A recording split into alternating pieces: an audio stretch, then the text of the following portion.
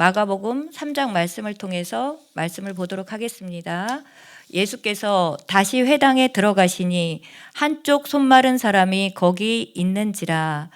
이 안식일에 예수님께서 이 회당에 들어가셨는데 한쪽 손 마른 사람이 있었습니다. 이 누가복음 6장 6절에서는 예수님께서 회당에 들어가셨는데 이 한쪽 손 마른 사람을 오른손 마른 사람이라고 나와 있습니다.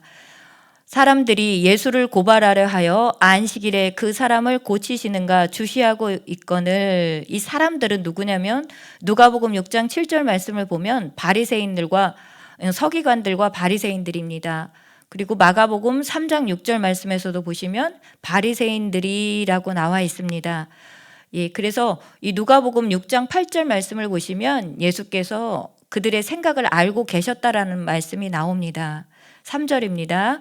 예수께서 손 마른 사람에게 이르시되 한가운데에 일어서라 하시고 그들에게 이르시되 안식일에 선을 행하는 것과 악을 행하는 것, 생명을 구하는 것과 죽이는 것 어느 것이 옳으냐 하시니 그들이 잠잠하거늘. 이 4절 말씀을 보시면 안식일이라도 선을 행하지 않는 것은 악을 행하는 것이고 생명을 구하지 않는 것은 악을 행하는 것이라고 말씀하십니다. 야고보서 4장 17절 말씀에서는 선을 행할 줄 알고도 행하지 않으면 죄니라라고 말씀하고 있습니다. 율법의 근본 정신인 이웃을 내 몸과 같이 사랑하라 하신 것처럼 이 가장 큰 계명 중에 하나입니다. 이웃을 내 몸과 같이 사랑하는 것은. 그래서 예수님께서 물어보십니다. 어느 것이 옳으냐라고. 그 답은 마태복음 12장 12절에서 말씀하고 있습니다. 안식일에 선을 행하는 것이 옳다라고 말씀하시고, 마가복음 2장 27절부터 28절 말씀에서는 안식일이 사람을 위해 있는 것이지 사람이 안식일을 위해서 있는 것이 아니기 때문이고, 바로 또 예수님께서 안식일의 주인이시기 때문이라고 말씀하십니다. 5절 말씀 보겠습니다. 그들이 마음의 완악함을 탄식하사 노하심으로 구두를 둘러보시고 그 사람에게 이르시되 내 손을 내밀라 하시니 내밀매 그 손이 회복되었더라. 예수님께서 그들의 마음이 완악함을 탄식하셔서 노하셨습니다. 안식일에 손 마른 사람을 고치신 이적의 결과로 대적들이 예수를 죽이려고 음모를 꾸미게 됩니다. 이 진리를 보고도 듣고도 깨닫지 못하고 예수님을 거부하는 유대인들을 보시고 예수님께서 탄식하시며 노하셨다라고 말씀하고 있습니다. 7절부터 12절까지 말씀 보겠습니다. 7절부터 12절까지 말씀은 6절 보시면 바리새인들이 나가서 곧 헤롯 당과 함께 하여 예수를 죽일까 의논하니라 라고 했습니다. 7절부터 12절까지 말씀은 예수님의 갈릴리 사역입니다. 예수께서 제자들과 함께 바다로 물러가시니 갈릴리에서 큰 무리가 따르며 유대와 예루살렘과 이두메와 요단강 건너편과 또 두로와 시돈 근처에서 많은 무리가 그가 하신 큰 일을 듣고 나아오는지라. 7절 보시면 많은 무리가 예수님을 따랐습니다. 이 이두메라라고 나와 있는 것은 헬라 명칭입니다. 에돔을 뜻합니다. 이 구약의 에돔과 동일한 곳인데 유대 남쪽 지역, 헤브론 남쪽 지역에 위치하고 있습니다. 그리고 유대 땅을 중심으로 요단강 건너편은 바로 동쪽을 가리키고 두로와 시도는 북서쪽에 위치합니다. 이 말씀은, 이 8절 말씀은 유대 사방, 동서남북과 이방 땅에서도 많은 무리가 예수님이 하신 큰 일을 듣고 예수께 나아왔다라는 말씀입니다. 그 이유는 예수님에 대한 소문이 널리 퍼졌기 때문이라는 것을 알 수 있습니다. 예수께서 9절입니다. 무리가 애워싸 미는 것을 피하기 위하여 작은 배를 대기하도록 제자들에게 명하셨으니 이는 많은 사람을 고치셨으므로 병으로 고생하는 자들이 예수를 만지고자 하여 몰려왔음이더라. 이 병으로 고생하는 자들이 예수를 만지고자 하여 몰려왔습니다. 마가복음 6장 56절 말씀에서는 예수께 그의 옷가에라도 손을 대게 하시기를 간구하니 손을 대는 자는 다 성함을 얻었기 때문입니다. 이 믿음을 가지고 예수의 옷가라도 만지는 사람은 다 병고침을 받았습니다. 이 말씀을 통해서 믿음이 있어야 병 고침을 받는다는 사실을 깨닫습니다. 11절 더러운 귀신들도 어느 때든지 예수를 보면 그 앞에 엎드려 부르짖어 이르되 당신은 하나님의 아들이시니라 하니 예수께서 자기를 나타내지 말라고 많이 경고하시니라. 이 무리들은 예수가 누구신지는 몰랐어도 귀신들은 예수가 누구신지 정확하게 잘 알고 있었습니다. 마가복음 1장 24절 말씀에서도 귀신들이 예수님께 하나님의 거룩한 자이니이다 라고 고백을 했고요. 마가복음 5장 7절 말씀에서도 지극히 높으신 하나님의 아들 예수여 라고 했습니다. 그리고 예수님께서는 이 귀신들이 자신이 하나님의 아들 메시아 되심을 나타내지 말라고 많이 경고하셨습니다.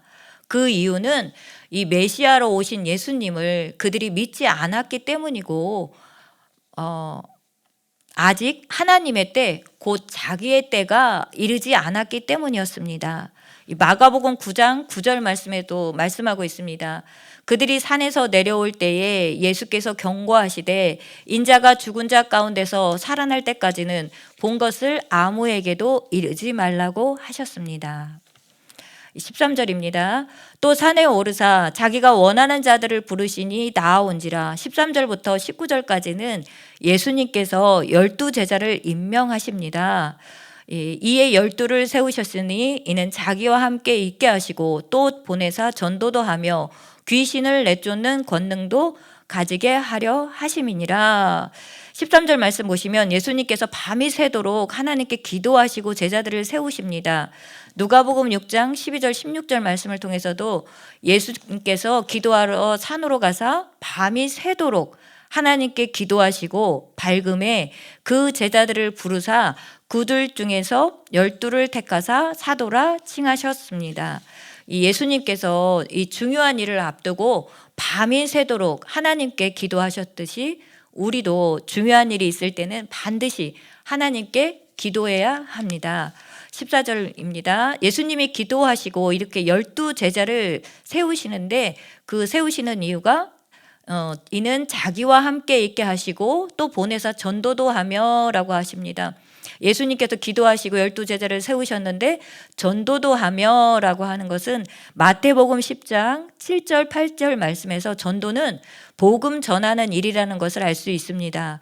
예수님께서 12제자를 세상에 보내시고 사도로 지명하여 세우셨습니다. 이 제자들은 세상으로 보내신 이유는 전도도 하고 귀신을 쫓아내기 위함이었습니다. 이 사명이 오늘날 이 제자된 우리의 사명이기도 합니다.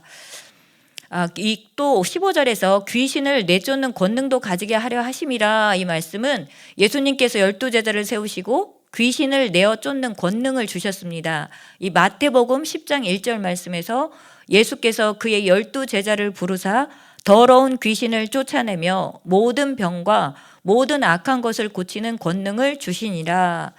마태복음 12장 28절 말씀에서도 하나님의 성령을 힘입어 귀신을 쫓아내는 것이면 하나님의 나라가 이미 너희에게 임하였느니라. 이 말씀을 통해서도 이 제자들은 귀신을 쫓아내는 이적을 행함으로 하나님의 나라가 임하였다는 표적을 나타내야 합니다. 이것이 주님의 제자인 우리에게도 주신 사명임을 깨닫고 우리가 지상명령을 잘 수행해야 합니다. 그러기 위해서는 먼저 성령의 권능 받고 나가서 귀신을 쫓아내고 병든 자를 고쳐야 합니다. 이것이 바로 우리 제자의 사명인 것을 말씀을 통해서 우리가 깨닫습니다. 16절입니다. 이 12를 세우셨으니 시몬에게는 베드로란 이름을 더하셨고 또 세베대의 아들 야고보와 야고보의 형제 요한이 이 둘에게는 보아너게 곧 우레의 아들이란 이름을 더하셨으며 또 안드레와 빌립과 바돌로메와 마테와 도마와 알페오의 아들 야고보와 및 다데오와 가나나인 시몬이며 또 가룟 유다니 이는 예수를 판자더라 라고 했습니다. 시몬은 베드로를 뜻하고요. 안드레는 베드로의 형제입니다. 이 빌립에 대해서는 요한복음 1장 44절부터 51절에 나와 있고요. 이 바돌로메는 다른 성경에서는 나다나엘이라고도 하고 나다나엘이라고도 합니다. 그리고 도마는 다른 이름은 디두모라고 표현을 하고 있고요. 알페오의 아들 야고보는 작은 야고보라고 나와 있습니다. 그리고 다데오는 야고보의 아들 유다를 뜻합니다. 가나나인 시몬은 이 가나나인이란 뜻은 열심당원이라는 뜻입니다. 그리고 19절에 가론 유다가 나와 있습니다. 20절부터 30절까지는 이 예수님과 이 바알세불이라는 그 논쟁이 벌어지는 내용인데요. 집에 들어가시니 무리가 다시 모임으로 식사할 겨를도 없는지라 예수의 친족들이 듣고 그를 붙들러 나오니 이는 그가 미쳤다 하밀러라 라고 했습니다. 예수님에 대해서 가족들이 불신합니다. 예수를 메시아로 받아들이지 않았습니다. 이 예수가 미쳤다고 생각하는 자들은 바로 누구였냐면 서기관들과 예수님의 가족들이었습니다. 예수님의 가족들이라도 이 진리에 무지했기 때문에 메시아로 알아보지 못하고 예수님을 귀신 들린 자로 여겼습니다. 22절 예루살렘에서 내려온 서기관들은 그가 바알세불이 집혔다 하며 또 귀신의 왕을 힘입어 귀신을 쫓아낸다 하니 이 바알세불은 바로 누구냐면 귀신의 왕을 뜻합니다. 헬라어로는 아볼로온, 요한계시록 9장 11절에도 나와 있습니다. 예수가 이 바알세불을 집혔다라는 것은 바알세불에 사로잡혔다는 뜻입니다. 또한 예수님께서 이 귀신의 왕을 힘입어 귀신을 쫓아낸다는 것입니다. 사람은 악합니다. 서기관들의 시기와 질투, 그들의 가진 지식을 가지고 예수님을 받아들이지 않고 부인합니다. 이 육신의 생각을 가지고 예수님을 바라보면 예수님을 메시아로 알아보지 못합니다. 그래서 우리가 여기서 깨닫는 것은 자기 생각이 있으면 주님을 따라갈 수가 없다라는 것입니다. 이 자기 생각과 자기 지식을 버리고 우리는 주님을 따라가야 합니다.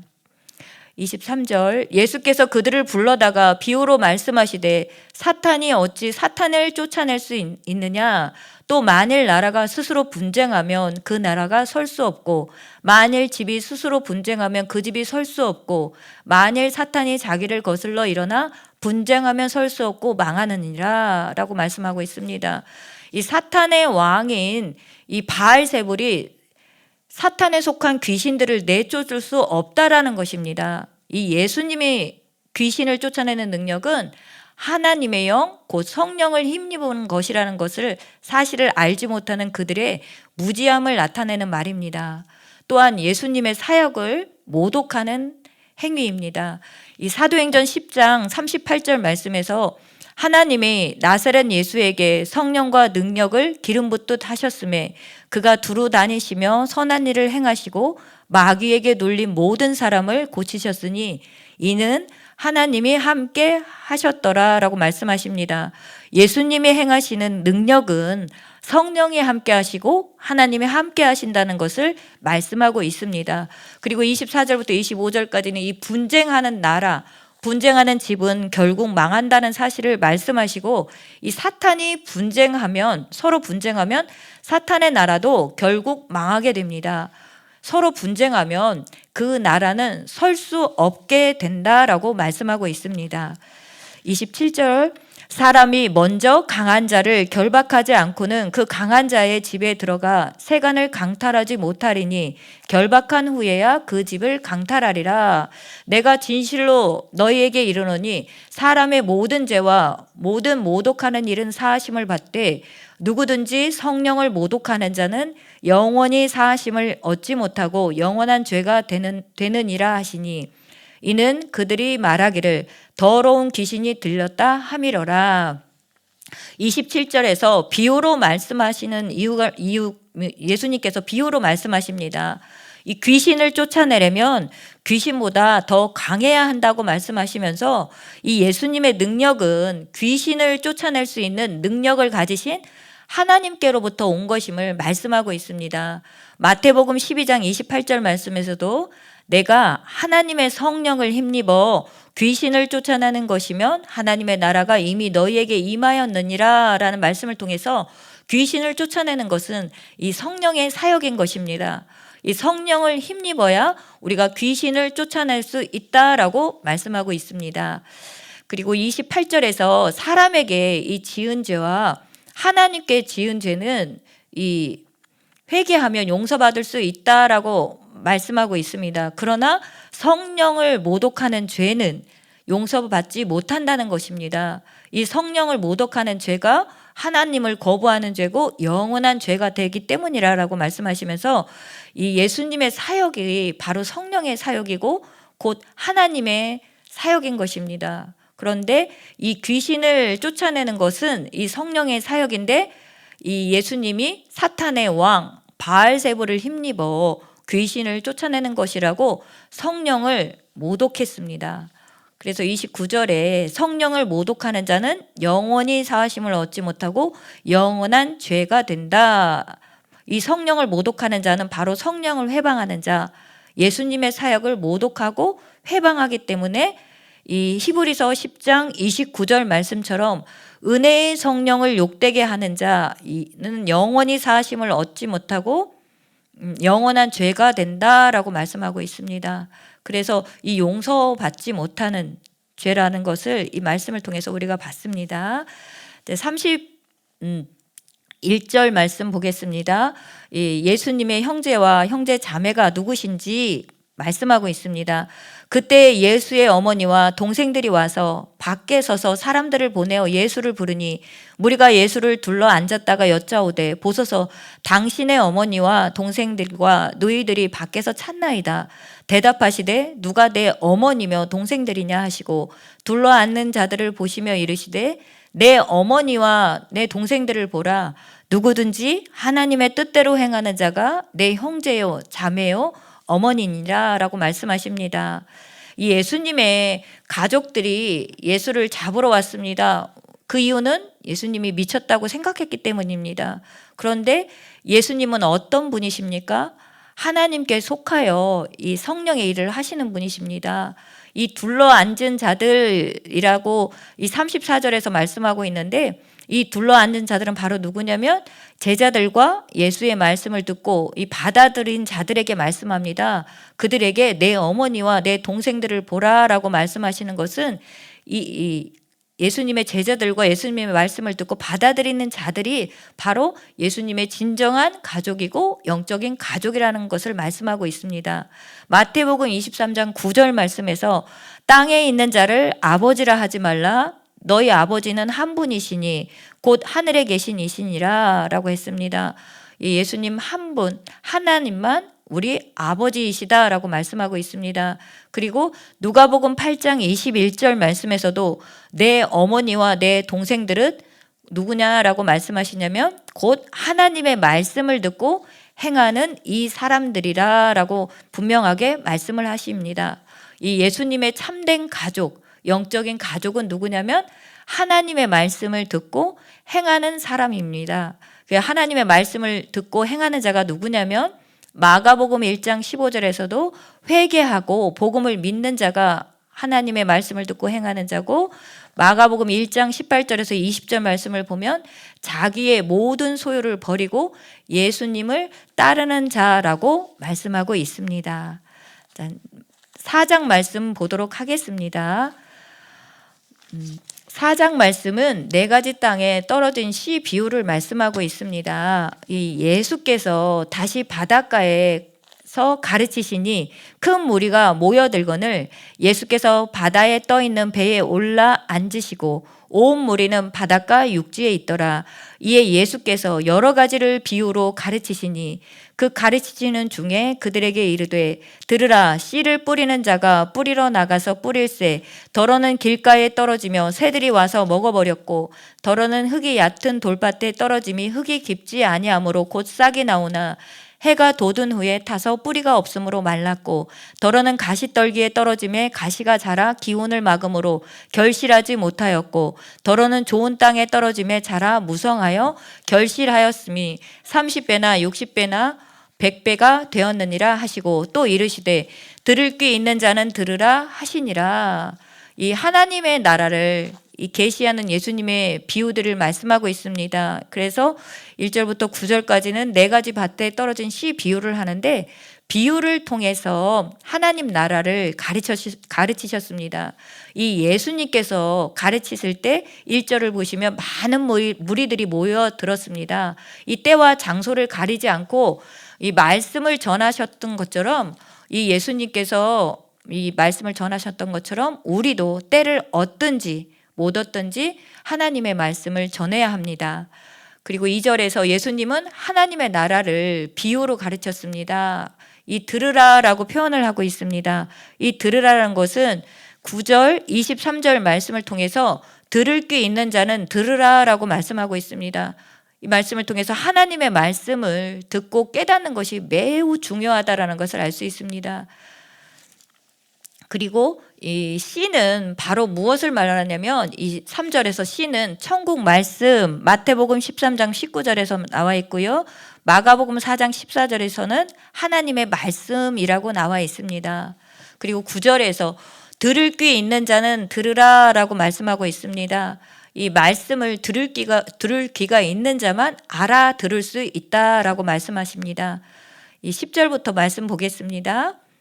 예수께서 홀로 계실 때에 함께한 사람이 12제자와 더불어 그 비유에 대하여 물으니 이르시되 하나님의 나라의 비밀을 너희에게는 주었으나 외인에게는 모든 것을 비유로 하나니 이는 그들로 보기는 보아도 알지 못하며 듣기는 들어도 깨닫지 못하게 하여 돌이켜 죄사함을 얻지 못하게 하려 함이라 하시고, 이 말씀을 보시면 이 11절부터 20절까지는 예수님께서 이 비유를 설명하시고 가르쳐 주십니다.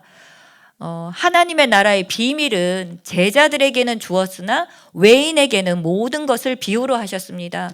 이 외인은 바로 누구냐면 하나님과 상관없는 자들을 뜻합니다. 예수 믿지 않는 자들, 이 불신앙에 완악한 자들이 이 외인들인데 우리는 외인이 되면 안 됩니다.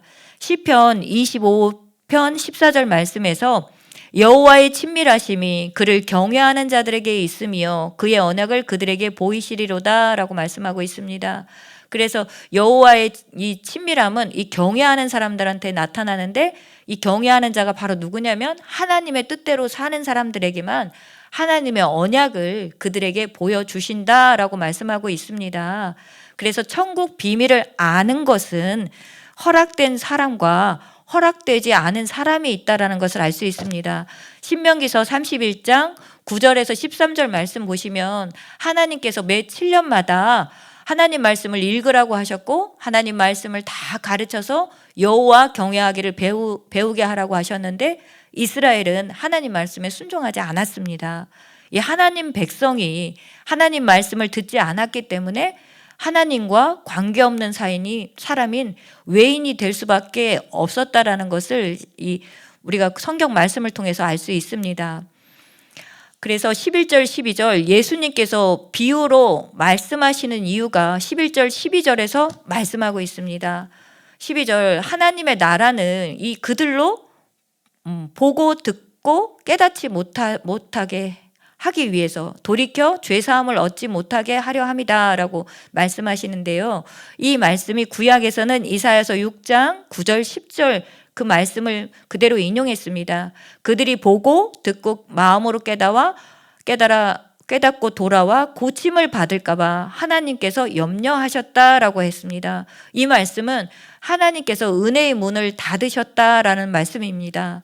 신명기 29장 4절 말씀에서도 하나님께서는 깨닫는 마음과 보는 눈과 듣는 귀를 주지 않으셨다라고 말씀하고 있습니다. 이 말씀을 계속 보면 말씀을 깨닫는 것, 이 깨닫는 마음은 누가 주시냐면 하나님께서 주신다는 것을 알 수가 있습니다. 이 하나님의 말씀을 보고 듣고 깨닫는 자는 복이 있습니다.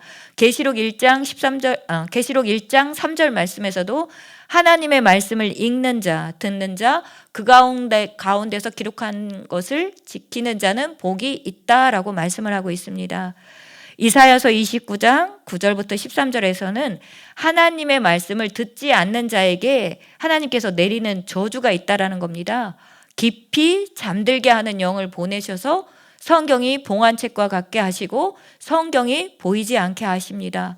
그 이유는 이사야서 29장 13절 말씀에서 설명하고 있는데 그들이 나를 경외함은 사람의 계명으로 가르침을 받았기 때문이라고 말씀하십니다. 하나님의 말씀으로 가르침을 받지 않고 사람의 계명으로 가르침을 받았기 때문에 하나님께서 이러한 저주, 성경의 말씀을 보아도 보이지 않게 이 깊이 잠들게 하는 영을 보내셨다라고 말씀하십니다. 로마서 11장 8절 말씀에서도 하나님께서 그들에게 혼미한 심령과 보지 못할 눈과 듣지 못할 귀를 주셨다고 말씀합니다. 그래서 우리는 반드시 지상 명령을 수행해야 합니다. 이 창세기부터 요한계시록까지 모든 말씀을 우리가 지키도록 가르쳐야 한다는 것을 이 말씀을 통해서 깨닫습니다. 왜냐하면 하나님의 말씀을 가르쳐야 하나님의 백성이 하나님을 경외하기 때문입니다. 이 하나님의 말씀을 듣지 않는 사람에게는 이 보는 눈, 듣는 귀, 깨닫는 마음이 없는 이런 저주가 임한다는 것을 깨닫고 우리가 돌이키고 주님의 말씀에 순종하는 자가 되어야 하겠습니다. 자, 13절 말씀입니다. 또 이르시되 너희가 이 비유를 알지 못할진대 어떻게 모든 비유를 알겠느냐? 뿌리는 자는 말씀을 뿌리는 것이라 라면서 14절부터 이 씨 뿌리는 비유에 대한 예수님께서 설명을 하십니다. 씨가 곧 말씀인 것을 설명하면서 이 네 가지 밭에 대해서 말씀을 하시는데 네 가지 밭을 통해서 우리의 신앙 상태를 알 수 있습니다.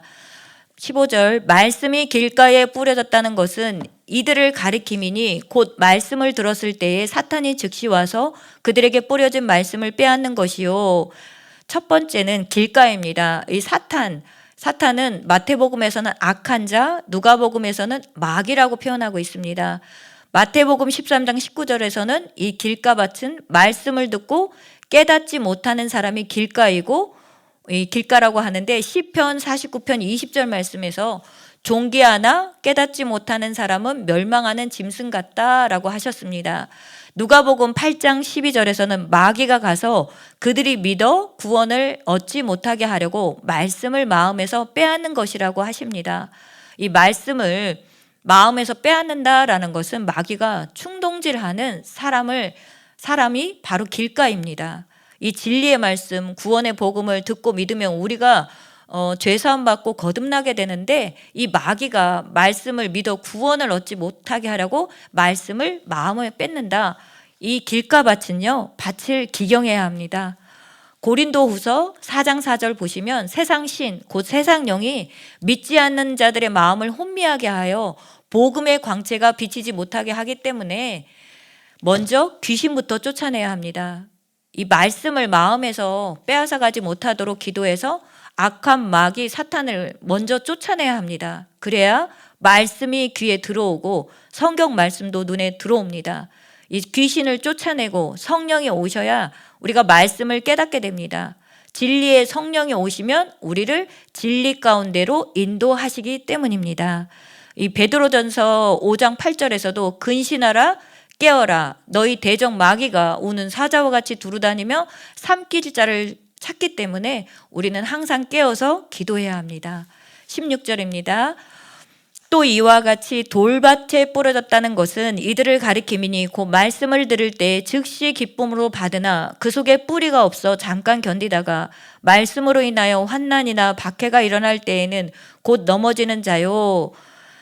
두 번째 밭은 돌밭인데요. 돌밭의 특징은 뿌리가 없습니다. 누가복음 8장 13절 말씀에는 말씀을 들을 때 기쁨으로 받으나 뿌리가 없어 잠깐 믿다가 시련을 당할 때 배반하는 자라고 말씀합니다. 이 예수를 믿다가 어려움이 있거나 문제가 있으면 낙심하게 됩니다. 그러나 우리는 이 문제가 있을 때는 낙심할 것이 아니라 기도해야 합니다. 이 환난, 박해, 이 시련을 이겨내야 한다는 것을 이 돌밭을 통해서 깨닫습니다. 이 환난은 뭐냐면 고린도후서 4장 17절 말씀 보시면 우리가 잠시 받는 환난에 경한 것이 지극히 크고 영원한 영광에 중한 것을 우리에게 이루게 함이라는 것을 우리가 알아야 합니다. 그리고 박해는 마가복음 5장 10절 12절 말씀에서 의를 위하여 박해를 받는 자는 복이 있나니 천국이 그들의 것임이라고 하시고 이 디모데후서 3장 12절 말씀에서도 그리스도 안에서 경건하게 살고자 하는 자는 박해를 받으리라 말씀하셨습니다. 그래서 의를 위하여 박해를 받으면 복이 있고 천국이 우리 거라라는 그 말씀을 우리가 믿고 이런 환난이나 박해를 우리가 견뎌내야 합니다. 그리고 시련은 야고보서 1장 3절과 12절에서 말씀하고 있습니다. 믿음의 시련이 인내를 만들어 낸다라고 말씀하고 있습니다. 인내는 성령의 열매입니다.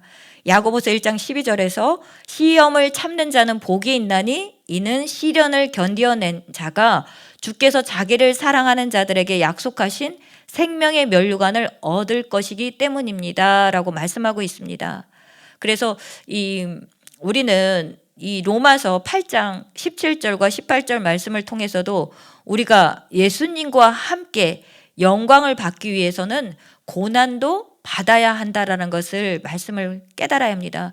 우리가 하나님의 아들, 자녀이고 상속자가 되기 위해서는 이 영광을 받기 위해서는 우리가 고난도 함께 받아야 한다는 깨닫고 환난, 박해, 시련이 올 때 우리는 두려워하지 말아야 합니다. 기뻐하고 즐거워해야 합니다. 왜냐하면 하늘의 상이 크다고 말씀하셨기 때문입니다.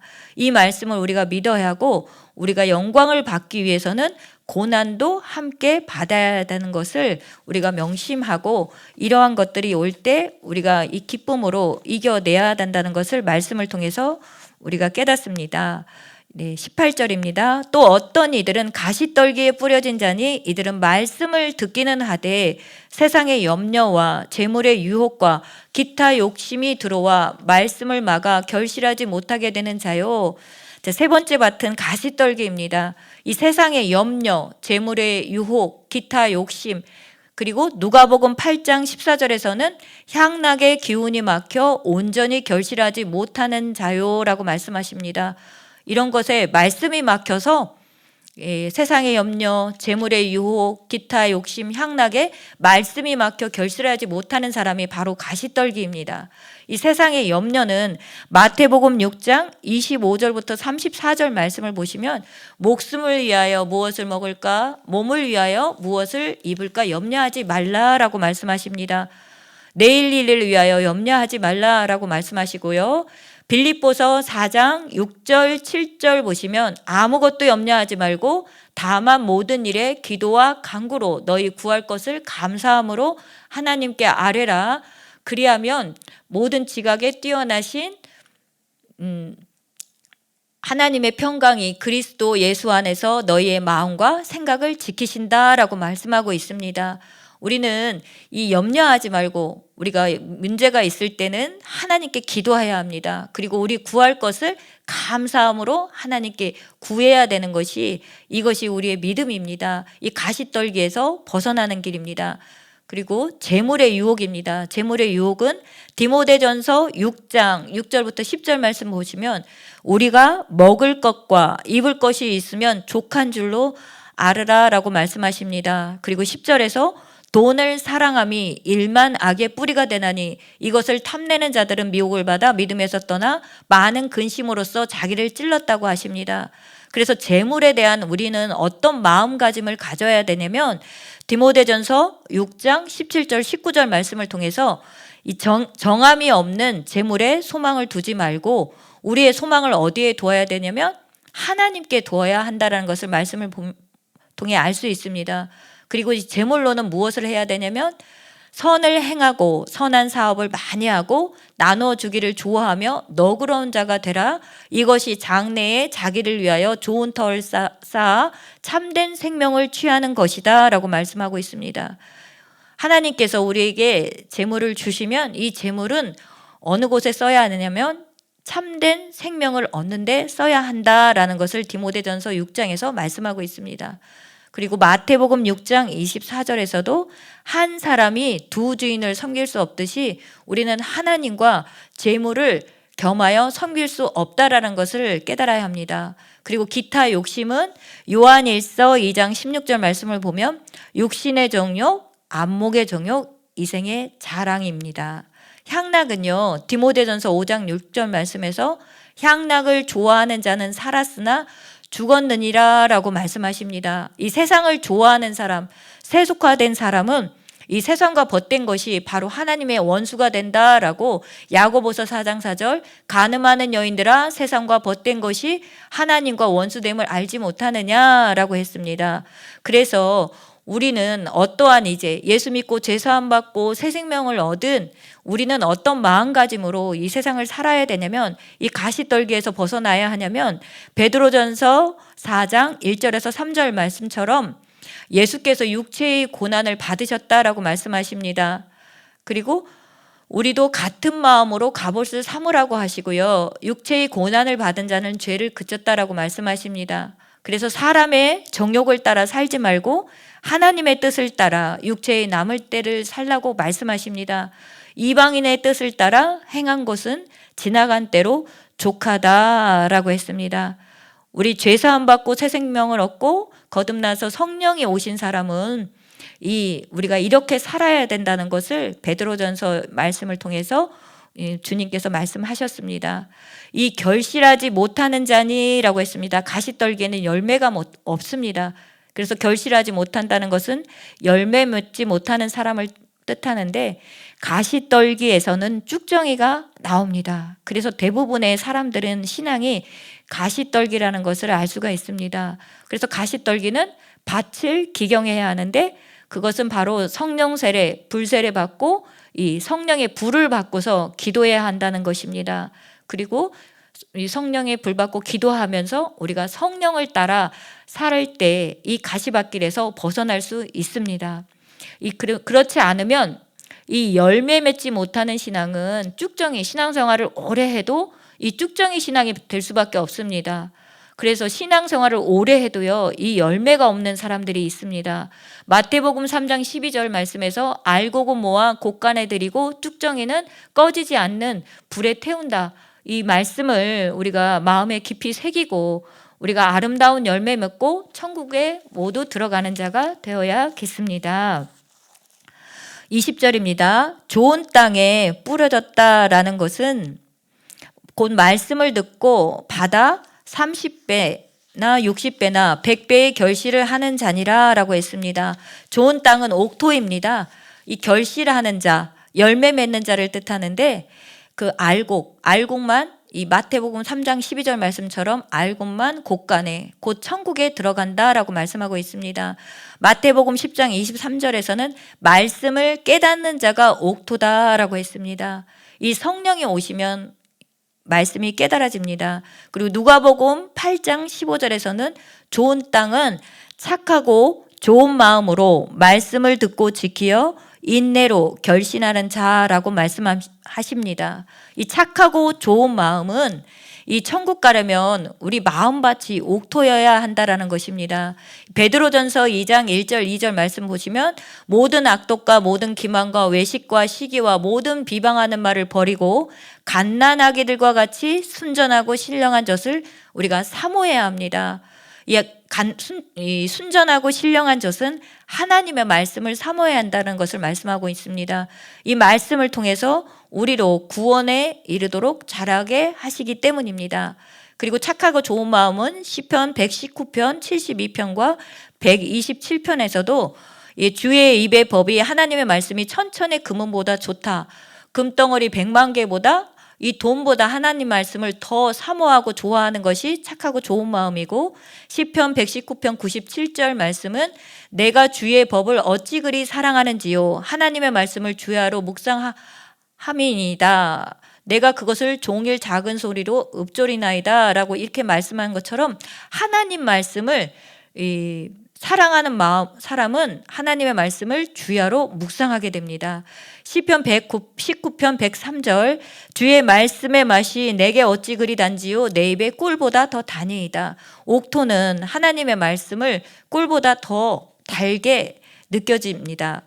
이 시편 19편 9절 10절 말씀에서도 하나님의 말씀을 순금보다 더 사모하고 송이꿀보다 더 달게 여기는 것이 바로 옥토 이 좋은 땅입니다. 시편 1편 1절에서 3절에서도 이 좋은 땅 옥토는 여호와의 율법을 즐거워하여 하나님의 말씀을 주야로 묵상하는 사람이고, 이 사람은 복이 있는 자고 그가 하는 모든 일이 다 형통하게 된다고 말씀하십니다. 그리고 이 착하고 좋은 마음과 그 다음에는 말씀을 듣고 지켜야 하는데, 이 마태복음 7장 21절 말씀에서는 나더러 주여 주여 하는 자가 천국에 들어갈 것이 아니요 아버지의 뜻대로 행하는 자가 들어간다라고 말씀하시고요. 마태복음 28장 20절에는 내가 너희에게 분부한 모든 것을 가르쳐 지키게 하라라고, 지키도록 가르치라라고 말씀하셨기 때문에 우리가 말씀을 듣고 지켜야 한다라는 것을 알 수 있습니다. 그리고 인내로, 이 착하고 좋은 마음으로 말씀을 듣고 지키어 인내로라고는 오래 참아야 한다는 것입니다. 히브리서 10장 36절 말씀에서는 너희에게 인내가 필요함은 너희가 하나님의 뜻을 행한 후에 약속하신 것을 받기 위함이라. 인내로 우리가 기다려야 나중에 하나님께서 약속하신 것을 받을 수 있기 때문입니다. 그리고 갈라디아서 5장 22절 말씀에서도 성령의 열매 중에 하나가 오래 참음이 있습니다. 그리고 마지막으로 결실하는 자입니다. 열매 맺는 자는 성경에서 뭐라고 이야기하고 있냐면 마태복음 3장 12절에서 알곡 신앙은 천국에 들어간다라고 말씀하고 있고요. 마태복음 21장 43절에서는 하나님의 나라 곧 천국은 열매 맺는 백성이 들어간다고 말씀하고 있습니다. 그래서 성경에서는 이 성령의 열매, 빛의 열매, 의의 열매, 여러 가지 그 열매를 맺으라라고 말씀하고 있지요. 네, 그래서 이제 옥토만, 좋은 땅만 천국에 들어갈 수 있는데 길가, 돌밭, 가시밭은 밭을 기경해야 한다는 것입니다. 이 밭을 기경하는 방법은 바로 첫 번째는 우리가 지상명령을 해야 한다는 것입니다. 성령의 권능 받고 나가서 귀신을 쫓아내고 병든 자를 고치고 복음을 전해서 예수 믿게 하고 물세례, 성령 세례, 불세례를 주고 창세기부터 요한계시록까지 모든 말씀을 가르쳐서 지키게 해야 합니다. 이 지식만 가르치는 것이 아니라 삶도 가르쳐야 한다는 것을 말씀하고 있고요. 그 다음은 우리가 복음을 알아야 됩니다. 이 복음은 로마서에서 영생의 길을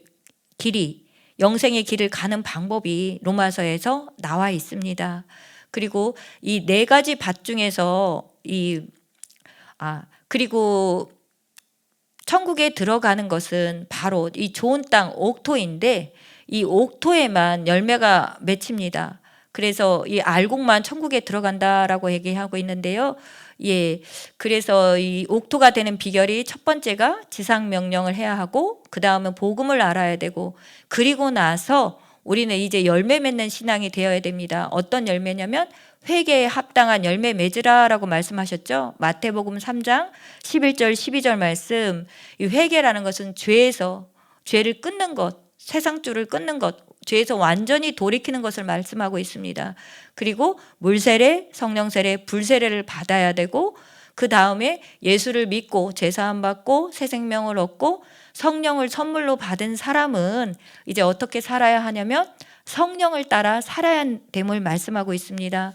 이 로마서 8장 12절 13절 말씀에서도 그러므로 형제들아 우리가 빚진 자로 돼 육신에게 져서 육신대로 살 것이 아니라 너희가 육신대로 살면 반드시 죽을 것이로되 영으로서 몸의 행실을 죽이면 산다라고 말씀하셨습니다. 이 말씀을 우리가 명심하고 우리가 성령을 따라 이제 몸의 행실을 죽이며 살 때에 우리 마음밭이 기경이 되고 우리가 좋은 땅이 되어서 옥토가 되어서 아름다운 열매를 많이 맺을 수 있다라는 것을 마가복음에서 말씀하고 있습니다. 21절입니다. 또 그들에게 이르시되 사람들이 등불을 가져오는 것은 말 아래나 평상 아래에 두려함이냐 등경 위에 두려함이 아니냐 드러내지 않고는 숨긴 것이 없고 나타내려 하지 않고는 감추인 것이 없느니라. 들을 귀 있는 자는 들으라. 또 이르시되 너희가 무엇을 듣는가 스스로 삼가라.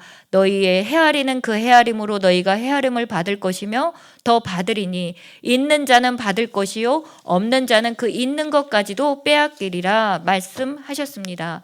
등경이라는 것은 등장 받침대를 뜻하는데 등불을 등경 위에 두는 것은 빛이 잘 비치게 하려고 환하게 밝히려고 하는 것입니다.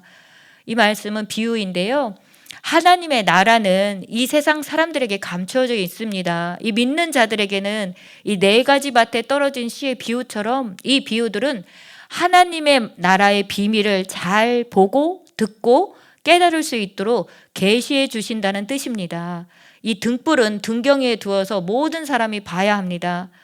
왜냐하면 결국 이 말씀은 숨겨진 것은 결국 드러나기 때문이라는 것입니다. 감춰진 것은 결국 나타나기 마련이고 비밀은 결국 드러나기 때문에 하나님의 나라의 비밀이 그러하다라는 것입니다. 예수님 이후에 이 제자들의 사역 가운데서 그 비밀이 온 세상에 전파되기 때문이라는 것입니다. 그래서 23절 말씀이 들을 귀 있는 자는 들으라라는 이 말씀은 결국 뭐냐면 씨 뿌리는 비유 9절과 연결되어서 이 21절부터 이 22절 등불 비유와 연관성이 있습니다. 이 들을 귀가 있다라는 것은 먼저 하나님의 말씀을 듣고 그 의미를 그 뜻을 깨닫는 귀가 있어야 한다는 것입니다. 그리고 말씀을 듣고 행하는 자가 되어야 한다는 것이 들을 귀가 있다라는 것을 우리가 이 말씀을 통해서 알 수 있습니다. 자, 그리고 24절에 헤아림을 받는다라는 말씀이 있습니다. 이 헤아림을 받는다라는 것은 너희가 무엇을 듣는가 스스로 삼가하라 하고 말씀하고 있지요. 그래서 너희의 그 헤아리는 무엇을 듣는가 라는 것은 예수님의 말씀을 듣는 사람들이 너희가 무엇을 듣는가 스스로 주의하라고 말씀하시는 내용입니다. 그리고 헤아림이라는 것은 판단하다라는 뜻입니다. 판단하다라는 뜻인데 우리가 판단하는 것으로 무엇을 받느냐 하면 우리가 하나님께 판단을 받을 것이기 때문이라는 것입니다. 예수님의 가르침과 말씀을 받아들이는지 안 받아들이는지 여부에 따라 곧 이 말씀은 믿느냐 안 믿느냐에 따라 마지막 날에 우리가 하나님께 그 헤아림 곧 판단을 받게 될 것이라 라는 말씀입니다. 그리고 25절에서 있는 자는 받을 것이요 없는 자는 그 있는 것까지도 빼앗기리라 라는 말씀은 있는 자는 무엇을 얘기하냐면 깨닫는 자, 말씀을 깨닫는 자를 뜻하고 그리고 말씀을 들을 귀가 있는 자. 지금 마가복음에서는 그렇게 말씀하고 있죠. 말씀을 들을 귀 있는 자는 결국은 있는 자는 말씀을 들을 귀가 있는 자인데 첫 번째가 바로 깨닫는 자고 두 번째는 믿음이 있는 자를 뜻하고요. 세 번째는 예수님의 말씀을 잘 듣고 행하는 자가 바로 있는 자입니다. 그래서 예수님의 가르침은요 25절에 있는 자는 더 받을 것이다 라고 말씀하는 것은 예수님의 말씀을 잘 듣고 행하는 자는 더 받을 것이고 그리고 씨 뿌리는 비유에서 이는 어떤 의미냐면 이 좋은 땅은 착하고 좋은 마음으로 말씀을 잘 듣고 인내로 결실하는 자, 이 좋은 열매를 맺는 자가 더 받을 것이다라고 말씀하고 있습니다. 또한 우리가 잘 알고 있는 이 달란트의 비유를 통해서도 이 의미를 잘 깨달을 수가 있습니다. 그리고 들을 귀가 없는 자는 무슨 말이냐면 이 말씀을 들을 귀가 없는 자인데 이 말씀을 깨닫지 못하는 자가 못하는 자고 이 믿음이 없는 자를 뜻합니다. 그리고 하나님의 말씀을 듣고 행하지 않는 자가 바로 없는 자입니다. 그래서 길가나 돌밭, 가시밭이 그 있는 것까지도 다 빼앗기게 된다라고 해서 이런 밭들이 없는 자라는 것을 알 수 있습니다. 예수님의 말씀은 믿는 자와 잘 깨닫는 자 그리고 말씀을 지켜 행하는 자에게 하나님께서 더 큰 복을 주신다는 것을 마가복음 4장 24절 25절에서 말씀하고 있습니다.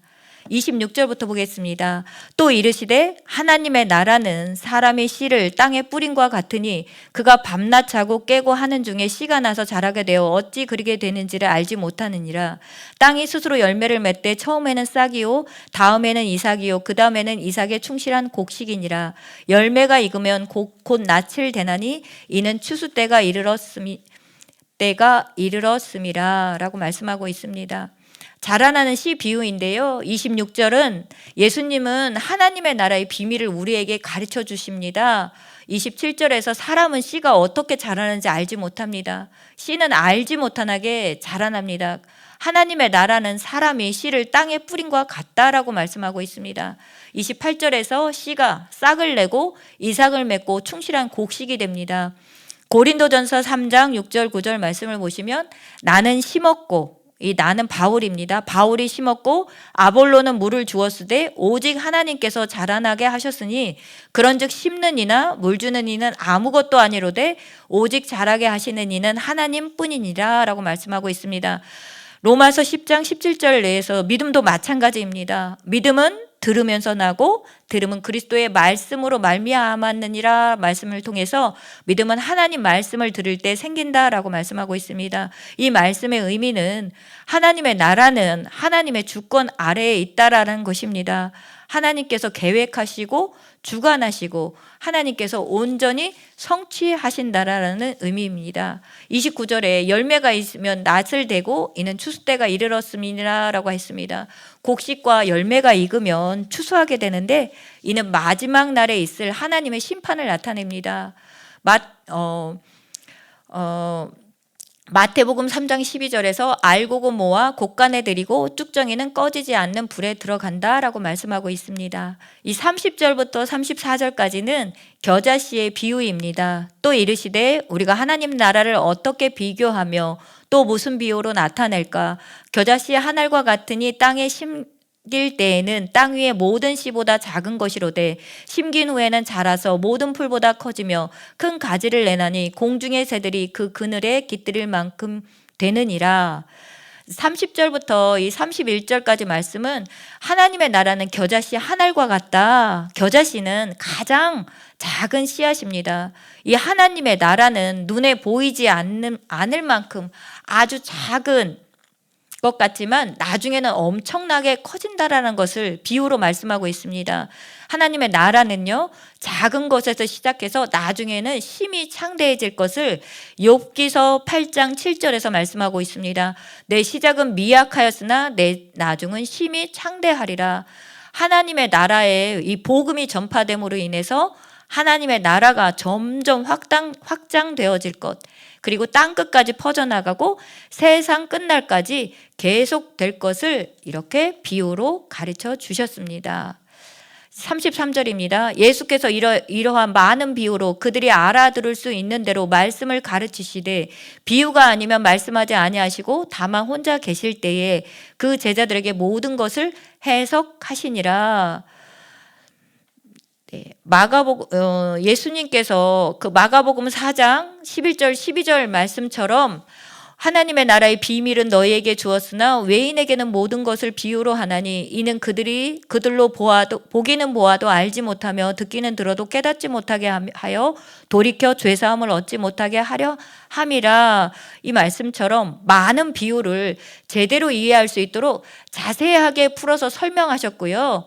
그리고 예수님의 제자들에게는 많은 비유를 제대로 이해할 수 있게 자세하게 풀어 설명하셨지만 하나님의 나라의 비밀을 해석해 주셨다는 뜻이죠. 그러나 이 외인들에게는 보기는 보아도 알지 못하고 듣기는 들어도 깨닫지 못하도록 비유로 말씀하셨다라는 말씀입니다. 그래서 이 성령께서 결국은 성령께서 말씀을 가르쳐 주십니다. 그래서 왜냐하면 진리의 성령이 오시면 우리를 진리 가운데로 인도하시기 때문입니다. 말씀을 깨닫는 것은 바로 하나님의 은혜라는 것을 우리가 알아야 합니다. 이 깨닫는 은혜를 주시는 것은 바로 성령님이시고 그것이 바로 하나님의 은혜임을 우리가 깨달아 알아야겠습니다.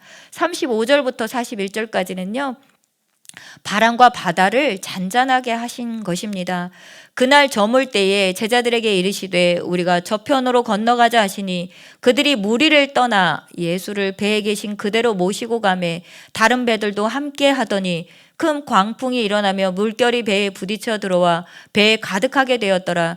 예수께서는 고물에 베개를 베고 주무시더니 제자들을 깨우며 이르되 선생님이여 우리가 죽게 된 것을 돌보지 아니하시나이까 하니 예수께서 깨어 바람을 꾸짖으시며 바다더러 이르시되 잠잠하라 고요하라 하시니 바람이 그치고 아주 잔잔하여지더라. 이에 예수 제자들에게 이르시되 어찌하여 이렇게 무서워하느냐 너희가 어찌 믿음이 없느냐 하시니 그들이 심히 두려워하여 서로 말하되 그가 누구이기에 바람과 바다도 순종하는가 하였더라. 큰 광풍이 일어나 큰 파도가 일어나 배에 부딪혀서 예수님의 타신 배에 물이 가득 차게 되었습니다. 그랬을 때 이 예수님은 어떤 분이신가? 그들이 이제 두려워하면서 무서워할 때에 우리가 예수님이 어떤 분이신가라는 것을 알아야 됩니다. 예수님은 만물의 창조자이시고 피조물의 창조자로서 피조물들에게 명령하시면 이 피조물들이 순종하게 된다는 것입니다. 그래서 예수님께서 명령하시면 바람과 바다도 순종하는 모습을 볼 수 있습니다. 이 40절에서 어찌하여 이렇게 무서워하느냐 너희가 어찌 믿음이 없느냐 이 제자들이 예수를 믿는 믿음이 없음을 책망하십니다. 이 제자들이 깨달음이 없습니다. 예수님과 함께 있는데도 무서워하고 두려워합니다. 이 전능하신 하나님과 함께 있다는 것을 믿고 무서워하거나 두려워하지 말아야 된다는 것을 말씀을 통해서 우리가 깨닫습니다. 히브리서 11장 1절, 2절, 6절 말씀을 보시면 믿음은 바라는 것들의 실상이요 보이지 않는 것들의 증거라고 말씀하십니다. 우리가 믿음이 없이는 하나님을 기쁘시게 할 수 없습니다. 41절 그들이 심히 두려워하여 서로 말하되 그가 누구이기에 바람과 바다도 순종하는가 하였더라. 이 제자들이요 예수님의 말씀을 따라 바람과 바다가 순종하는 것을 보고 예수의 권능과 권세에 경외하는 마음으로 이 두려워하게 됩니다. 이 예수님께서 바람과 바다를 다스리는 것은 바로 창조자만이 할 수 있는 초자연적인 기적을 통해서 우리가 예수님이 하나님의 아들이시라는 사실이 증명되었음을 말씀을 통해서 우리가 보았습니다. 자, 이제 우리가 마가복음 3장, 4장 말씀을 통해서 예수님이 어떤 분이신가에 대해서 우리가 말씀을 보았습니다.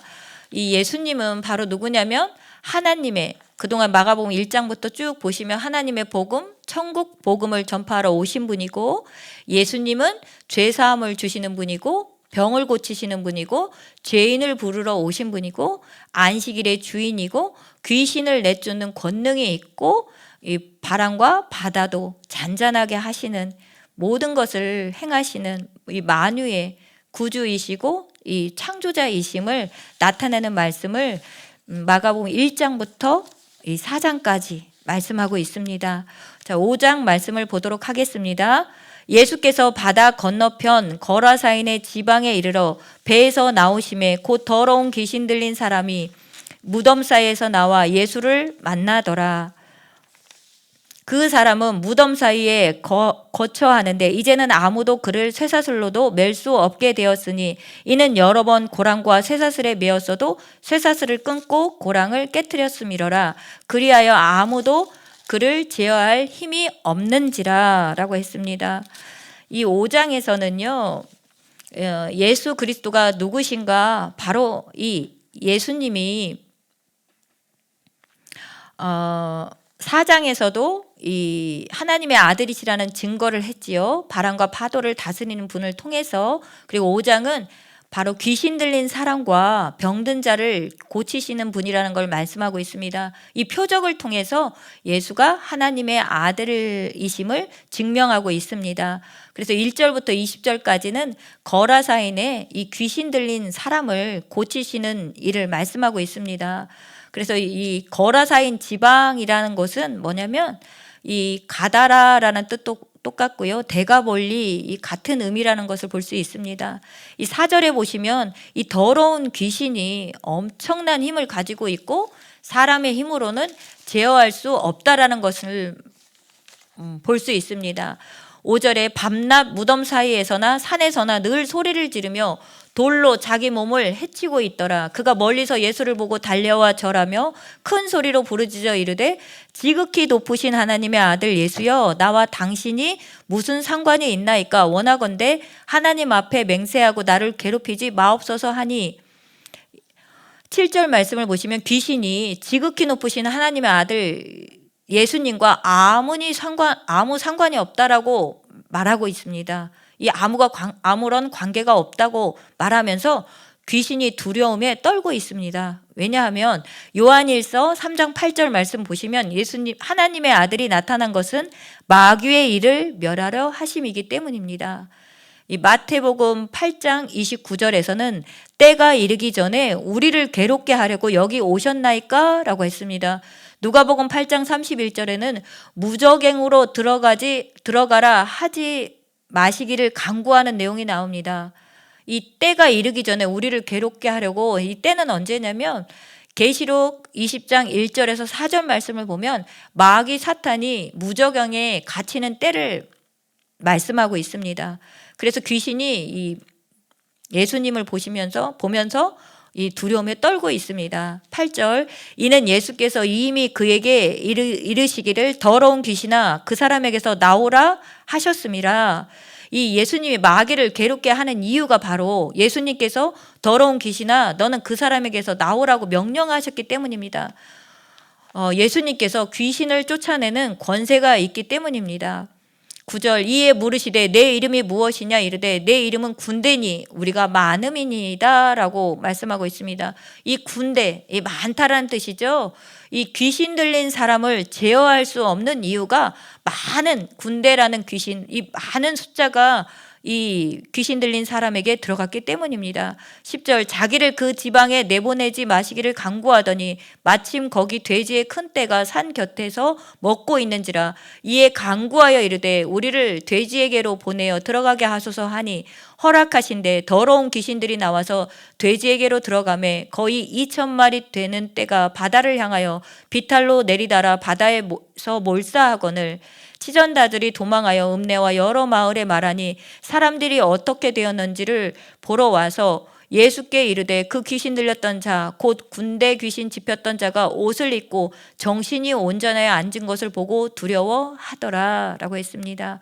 이 10절 말씀을 보시면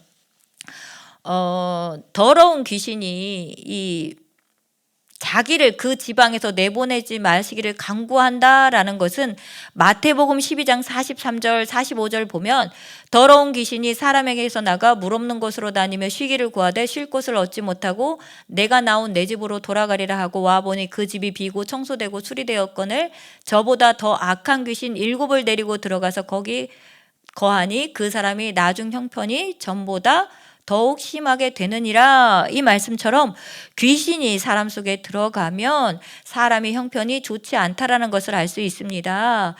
그리고 이 12절에 이 귀신 들린 사람이 뭐라고 하냐면 간구하여 이르되 우리를 돼지에게로 보내어 들어가게 하소서라는 말씀은 예수님이 허락하셔야 귀신들이 돼지떼에 들어갈 수 있다라는 것입니다. 13절에 이 군대 귀신이 들어간 이 돼지떼 2,000마리가 이 바다에 들어가 몰살을 당합니다. 그리고 15절에 보시면 이 귀신 들렸던 자가 어떤 사람이냐라고 말씀하고 있냐면 누가복음 8장 27절에서는 귀신 들린 자는 오래 옷을 입지 아니하며 집에 거하지도 않고 무덤 사이에 거하는 자라고 말씀하고 있습니다. 그래서 이 귀신 들렸던 자가 온전하여 진 것을 보고 이 앉은 것을 보고 사람들이 옷을 입고 이제 옷을 벗고 있었는데 그 누가복음 8장 27절 말씀에서는 오래 옷을 입지 않았다고 그랬잖아요. 집에도 거하지 않고 그랬던 자가 옷을 입고 정신이 온전하여 앉아 있는 것을 보고 이제 두려워했다라고 했는데 이 두려워한 이유는 예수님을 두려워하며 경외하게 되었다는 뜻입니다. 예수님의 이 권세와 능력, 귀신을 다스리고 쫓아내시는 능력, 이 권세를 두려워했다라는 말씀입니다. 왜냐하면 사람들이 제어하지 못했던 이 귀신 들린 사람이 예수님께서 명령하심으로 온전하게 되었기 때문입니다.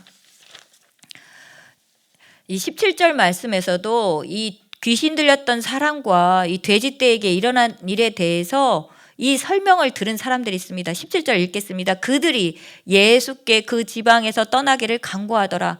이렇게 예수께서 그 지방에 떠나기를 간구하는 그 사람들은 누구냐면 귀신 들렸던 사람과 돼지떼에게 일어났던 일에 대해서 설명을 들은 마을 사람들이었습니다. 이 바로 거라사인 지방 사람들입니다. 이 자기들의 돼지떼 2,000마리가 죽은 것에 대한 그 손해를 때문에 예수를 배척하고 있는 모습입니다. 18절 예수께서 배에 오르실 때에 귀신 들렸던 사람이 함께 있기를 간구하였으나 허락하지 아니하시고 그에게 이르시되 집으로 돌아가 주께서 내게 어떻게 큰 일을 행하사 너를 불쌍히 여기신 것을 내 가족에게 알리라 하시니 그가 가서 예수께서 자기에게 어떻게 큰 일을 행하셨는지를 데가볼리에 전하니 모든 사람이 놀랍게 여기더라. 이 데가볼리, 거라사, 가다라라고 같은 뜻인데 이방 지역입니다. 이 귀신 들렸던 사람, 고침받았던 사람의 임무는 예수님께서 자신에게 행하신 일을 사람들에게 전파하는 것이었습니다. 이 예수님이 거라사인을 떠나서 바다 건너편으로 건너가셨을 때 이 거라사인들과는 달리 수많은 사람들이 이 데가볼리에서는 모든 사람들이 예수님께 몰려들었습니다. 이 몰려드는 사람들 때문에 이 예수님께서는 이 21절 보시면 나중에 이 배를 타시고 바닷가 맞은편에 가실 수밖에 없었다라는 것이 21절에 나옵니다. 자, 21절 보겠습니다. 예수께서 배를 타시고 다시 맞은편으로 건너가시니 큰 무리가 그에게로 모이거늘 바로 앞에서 설명드렸듯이 이 예수님께서 그 많은 귀신 들렸던 사람을 고쳤다라는 그것이 이 데가볼리에 전파되니까 많은 사람들이 그 예수께로 모이거늘 예수님께서는 배를 타시고 맞은편 건너편으로 건너가셨습니다. 그래서 이에 바닷가에 계셨습니다. 22절 회당장 중에 하나인 야이로라 하는 이가 와서 예수를 보고 발 아래 엎드리어 간곡히 구하여 이르되 내 어린 딸이 죽게 되었사오니 오셔서 그 위에 손을 얹으사 그로 구원을 받아 살게 하소서 하거늘 이에 그와 함께 가실새 큰 무리가 따라가며 애워싸 밀더라 라고 말씀하고 있습니다. 22절의 회당장은요, 회당에서 높은 지위를 가진 지도자입니다. 이 유대인의 지도자지만 예수님을 믿고 있었습니다. 이 회당장 야이로가 예수님께 그 간곡히 구하는 그런 모습들은 굉장히 겸손한 모습을 보이고 있습니다. 유대의 지도자지만 이 겸손한 모습을 보이고 있고 예수님을 믿고 있었습니다. 이 믿음이 있는 사람입니다. 23절에서 예수님께서 자기의 딸을 살릴 수 있는 권능이 있다라는 것을 야이로는 믿고 있었습니다. 야고보서 5장 14절 15절 말씀에서도 믿음의 기도는 병든 자를 구원한다라고 말씀하고 있습니다. 이 병을 고치기 위해서는 믿음이 필요하다라는 것을 말씀하고 있습니다. 25절 12해를 혈루증으로 알아온 한 여자가 있어 많은 의사에게 많은 괴로움을 받았고 가진 것도 다 합의하였으되 아무 효험이 없고 도리어 중하여 졌던 자의 예수의 소문을 듣고 무리 가운데 끼어 뒤로 와서 그의 옷에 손을 대니 이는 내가 그의 옷에만 손을 대어도 구원을 받으리라 생각함일러라. 이에 그의 혈루의 근원이 곧 마름에 병이 나온 줄을 몸에 깨달으니라. 이 혈루증이라는 것은 계속해서 피를 흘리는 병입니다. 유출병으로 부정한 것으로 여겨졌습니다. 이 피를 흘릴 경우 7일간 부정한 것으로 여겼는데 이 여인은 유출병, 이 혈루증을 오랫동안 앓았기 때문에 계속해서 피를 흘리기 때문에 매일 부정한 상태라는 것을 알 수 있습니다. 부정한 사람은 다른 사람과 접촉할 수 없고 함께 있을 수 없었고 부정한 사람과 접촉하는 모든 것이 부정한 것으로 취급되었기 때문입니다. 이 혈루증을 앓는 여인은 예수님의 옷을 만지기만 해도 치유를 받을 수 있다라고 믿고 있었습니다. 이 여인의 믿음으로, 이 마음으로 믿고 여인은 믿음으로 행했습니다. 그래서 믿고 행함으로 이 여인은 구원을 받았습니다. 자, 이 30절입니다. 그 29절에서 보시면 이 여인이 혈루의 근원이 곧 마르메라는 뜻은 무엇이냐면 완전한 치료, 완전한 회복을 뜻합니다. 이제 이 여인은 이 혈루병을 예수님의 믿음으로 예수님의 옷가에 손을 대었기 때문에 이렇게 혈루의 근원이 마르게 되는 완전한 치료를 받게 되었습니다. 30절입니다. 예수께서 그 능력이 자기에게서 나간 줄을 곧 스스로 아시고 무리 가운데서 돌이켜 말씀하시되 누가 내 옷에 손을 대었느냐 하시니 예수님도 여인이 예수님의 옷을 만지는 순간 자신에게서 능력이 나가셨다는 것을 아셨습니다. 누가복음 6장 19절에서는 온 무리가 예수를 만지려고 힘쓰니 이는 능력이 예수께로부터 나와서 모든 사람을 낫게 함이러라 라고 말씀하고 있습니다. 이 성령이 오시면 우리가 권능을 받는데 이 기도해 주는 사람 속에도 능력이 있어야 한다라는 것입니다. 그래서 이 성경 인물 중에 사도행전 5장 15절 16절을 보시면 베드로가 지나갈 때 그의 그림자라도 밟힐까 누구에게 덮일까 바라고 병든 사람과 더러운 귀신에게 괴로움 받는 사람들을 데리고 와서 다 나음을 얻었다는 말씀이 있고요. 사도행전 19장 12절에서도 사도 바울은 이 사람들이 바울의 몸에서 손수건이나 앞치마를 가져다가 병든 사람에게 얹으면 그 병이 떠나가고 악기도 나갔다라는 말씀이 있습니다. 그래서 이 성령이 오시면 권능을 받는데 기도해 주는 사람 속에서 이 성령의 능력이 있어야 그것이 나타난다라는 것을 우리 말씀을 통해서 보았습니다. 31절부터 보겠습니다. 이 제자들이 여짜오되 무리가 애워싸 미는 것을 보시며 누가 내게 손을 대었느냐 물으시나이까 하되 예수께서 이 일을 행한 여자를 보려고 둘러보시니 여자가 자기에게 이루어진 일을 알고 두려워하여 떨며 와서 그 앞에 엎드려 모든 사실을 여쭈니 예수께서 이르시되 딸아 내 믿음이 너를 구원하였으니 평안히 가라 내 병에서 놓여 건강할지어다 라고 했습니다. 이 혈루병을 12의 혈루병을 앓던 여자가 믿음으로 구원을 받았다는 것은 바로 어떤 의미냐면 믿음으로 병 고침을 받았다는 것과 믿음으로 구원 받았다는 이 두 가지 사실을 말씀하고 있습니다. 이 구원은 영생을 얻는 구원을 받았다는 것입니다. 이 말씀은 예수님께서는 더 이상 이 여인이 부정한 여인이 아니고 곧 죄인이 아님을 말씀하셨습니다. 이 35절 아직 예수께서 말씀하실 때에 회당장의 집에서 사람들이 와서 회당장에게 이르되 당신의 딸이 죽었나이다. 어찌하여 선생을 더 괴롭게 하나이까? 라고 했습니다. 예수님께서 야이로와 함께 집으로 가시는 동안 혈루증을 앓던 여인을 치유하심으로 시간이 지체되었습니다. 그 사이에 야이로의 딸이 죽게 되었음을 이야기하는 것입니다. 야이로의 딸이 죽었기 때문에 더 이상 예수님을 집에 모실 필요가 없으니 귀찮게 하지 말라는 뜻입니다. 이 36절입니다. 예수께서 그 하는 말을 곁에서 들으시고 회당장에게 이르시되 두려워하지 말고 믿기만 하라 하시고 두려워하지 말고 믿기만 하라 이렇게 말씀을 하십니다. 그리고 37절에서 베드로와 야고보의 형제 요한 외에 아무도 따라옴을 허락하지 아니하시고 이 베드로와 야고보의 형제 요한은 어떤 사람들이냐면 이 변화선 사건과 이 겟세마네 동산에 예수님이 오르실 때에 그들은 예수님과 늘 함께 동행을 했습니다. 그래서 예수님은 베드로와 야고보와 요한을 항상 중요한 자리에 데리고 다니셨다는 것을 알 수 있습니다.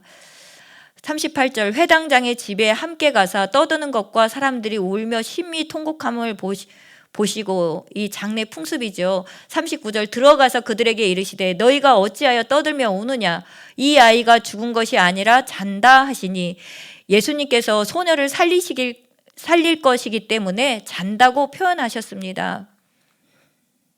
40절 그들이 비웃더라. 예수께서 그들을 다 보내신 후에 아이의 부모와 또 자기와 함께한 자들을 데리고 아이의 있는 곳에 들어가사 그 아이의 손을 잡고 이르시되 달리다굼 하시니 번역하면 곧 내가 내게 말하노니 소녀야 일어나라 하심이라. 이 40절은 이 예수님의 말씀을 믿지 않았기 때문에 그들은 조롱하고 비웃었습니다. 이 예수님께서 이 회당장 야이로의 딸을 살리셨는데요. 이 달리다 굼이라는 단어는 이 달리다라는 것은 아람어입니다. 이 소녀야 굼 일어나라라는 뜻인데요. 예수님이 죽은 자를 살리시는 사건은 이 외에도 우리 성경에 보면 나인성 과부의 아들을 살리시고 나사로를 살리시고 이 또 여기서 이 야이로의 딸을 살리시고 이런 사건들을 통해서 우리가 무엇을 깨달을 수 있냐면 이 표적과 예수님이 하신 표적과 기사를 통해서 예수가 하나님의 아들이심을 증거하셨습니다. 그 하나님의 아들 창조자만이 하실 수 있는 일이라는 것을 말씀하시고요.